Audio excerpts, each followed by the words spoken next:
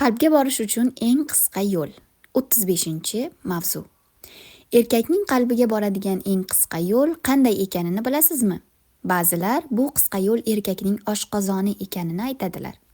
U yaxshi ko'rib tanovul qiladigan taomlarni hozirlang. Sizni albatta sevadi. Ayol eri yoqtirgan taomni tayyorlashi muhimligini e'tirof etarkan, lekin qalbga boruvchi yo'l bu emasligini ham aytib o'tsak, unda yana qanday qisqa yo'l bor? Bir erkakning nimani eng ko'p yaxshi ko'rishi va nimadan xursand bo'lishini o'rganmoq lozim. Nimalarga ko'proq qiziqadi? Nimalar uning ruhiga ta'sir qiladi? Bularni bilishimiz kerak bo'ladi. Psixolog olimlar, maxsus erkaklar psixologiyasi bilan shug'ullanuvchi tadqiqotchilar boshqalarning o'zi haqida nima deyishlariga ko'ra harakat qiladigan ayollardan farqli ravishda erkaklar o'zlari qiziqqan va yoqtirgan shaxsiy jihatlarini muhim deb biladilar.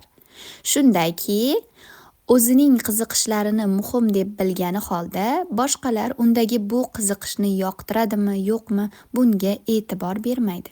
Demak, erkakning qalbiga boradigan eng qisqa yo'l uning istagan va yoqtirganlarini istash va yoqtirishlikdir.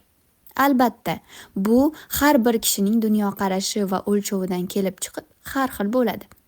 Kelishuvchan va zukko ayol erining qiziqish va istaklarini bila olgan va unga shunga ko'ra muomala qila oladigan ayoldir. Ayol erining istaklarini bajara olishlik uchun hamma narsani sinab ko'rishi, uni qiziqqan narsalaridan qaytarishga, boshqa o'zi yoqtirgan sohalarga qiziqtirishga, oqibatida uning hafsalasini pir qilib qo'yishdan qochishi kerakdir.